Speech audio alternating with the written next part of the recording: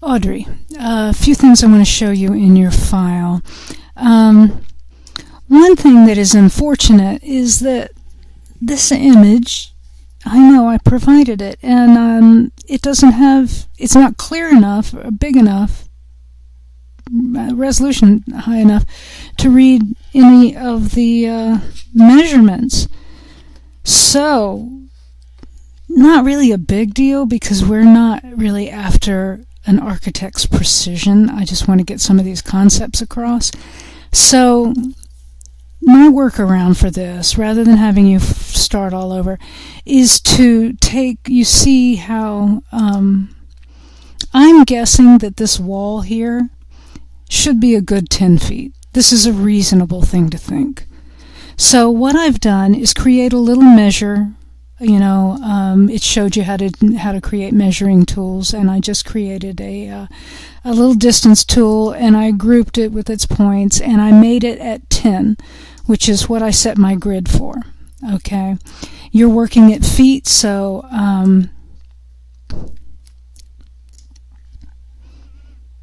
it should really be 1. Actually, not maybe there's a decimal point there.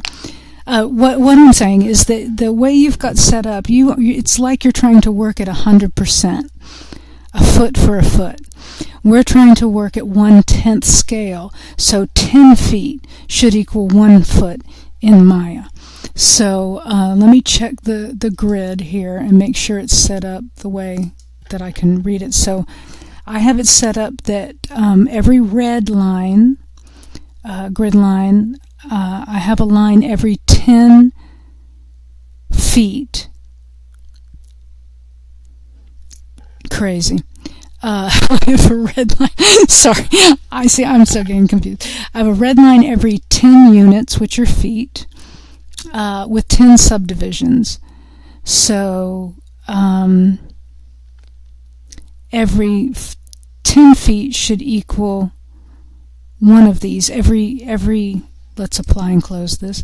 Every 10 feet in the real world should equal 1 foot in the Maya world. So this is 10, and when I set this up, I did screw up my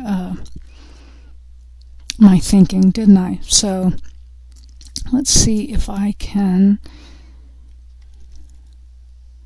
change this. I grouped these guys, so I'm going to kind of just see if I can just scale them down to 1. There we go.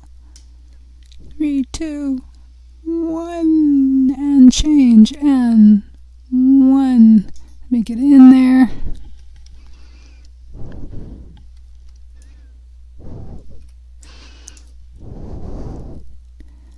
And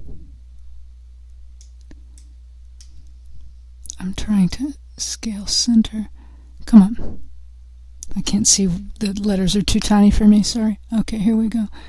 96, 98, 91. Wait a minute. Yeah. 1. So this 10-foot wall here should be only 1 foot. So let's put that there, kind of maybe in the middle. And in the attribute editor for your image plane, up at top, I can turn down the alpha gain to make it transparent so I can see what's going on. Back to selecting this guy. So now I can see my grid. I don't even need this fella. But this is going to get tricky working with planes like this. So at a 1 to 10, I want this 10-foot wall just to be that tiny. And of course, this is a vector program. You can scroll in all you want. Because right now it's working at real world scale. So let's go back to this. And you can start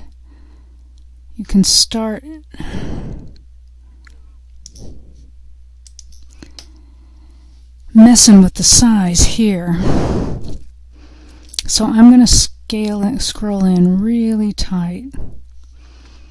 I'm going to take, I believe this should lock. the aspect here, since it says to maintain, it should lock, and I should only have to change one of them.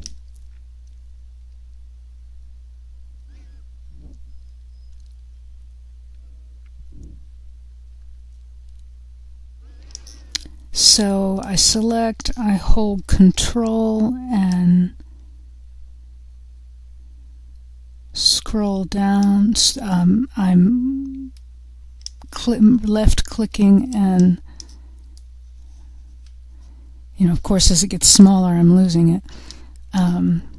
Select, hold Control, this left mouse hold and click and scroll down and drag, and that and we're getting there.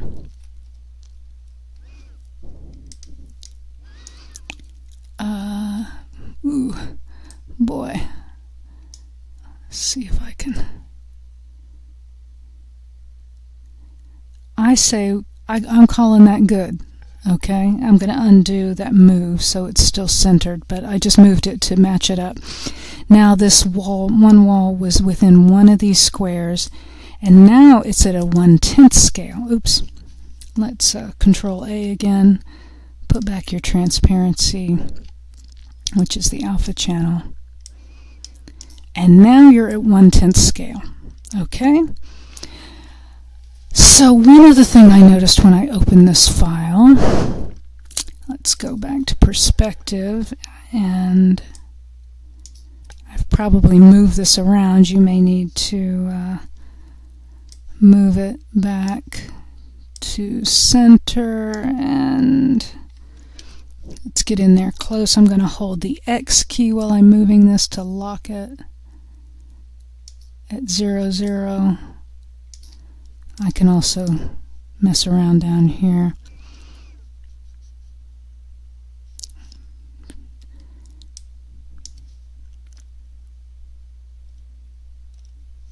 Well, I think I've got it.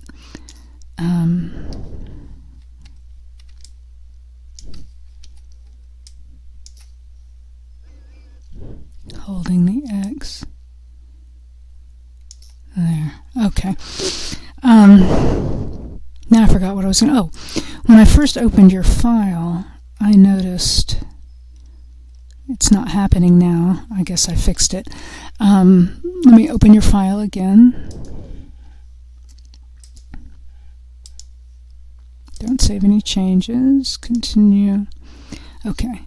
Yeah, there you go. See how it disappears? Sometimes this just happens even after you've fixed it. So to fix it, you want to hit the camera so you've got it selected. Control A if you don't have Attribute Editor open. And we're looking for far clip plane. Type in a 1 and a mess of zeros, and there you go. And now I can scale in and out.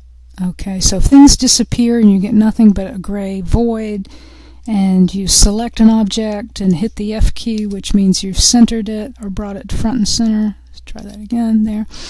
And you're not finding anything, see if that's the reason why. Okay.